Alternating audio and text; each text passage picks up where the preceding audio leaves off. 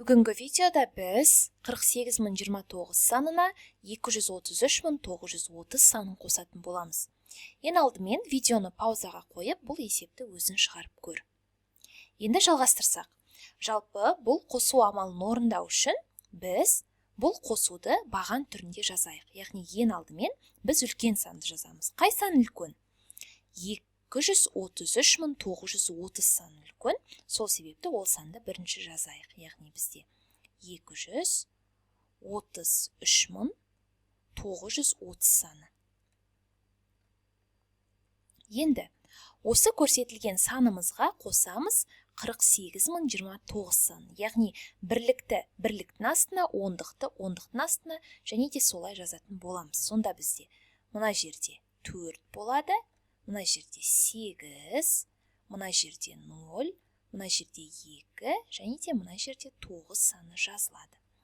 Енді бұл қосу амалын орындау үшін біз ең алдымен түсінейік. Яғни біз жазған кезде бірліктің астына, ондықтың астына, жүздіктің астына, мыңдықтың астына, 10 мыңдықтың астына жаздық. Және де 2 саны ол бізде 100 мыңдық болғандықтан оны бөлек жаздық. Яғни 2 өзі жазылып тұр. Енді қосу амалын бастасақ. Ең алдымен біз бірліктен бастаймыз. Яғни мұнда көрсетілген осы жердегі 0 бірлікке 9 бірлікті қосайық. Сонда бізде 9 бірлік шығады. Яғни оның 9 екенін жазамыз. Келесі кезекте бізде ондықтар, яғни 3 ондыққа 2 ондықты қосамыз. 3 ондыққа 2 ондықты қосатын болсақ, бізде болады 5 ондық. Сол себепті оның 5 екенін көрсетейік.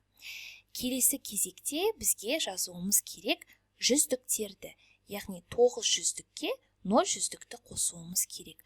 9 жүздікке 0 жүздікті қоссақ бізде шығады 9 саны, 9 екенін жазамыз. Келесі бізде мыңдықтар, яғни мына жерде көрсетілген 3 мыңдыққа 8 мыңдықты қосайық. 3 мыңдыққа 8 мыңдықты қоссақ бізде 11 мыңдық. Сол себепті біз оның бірін жазамыз, және де оның жаңағы тағы да бірі ол ойда болады. Яғни ол 10 мыңдықтардың қатарына ауысады.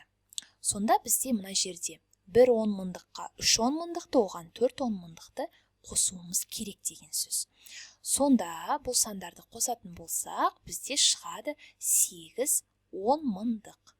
8 10 мыңдық екенін жаздық.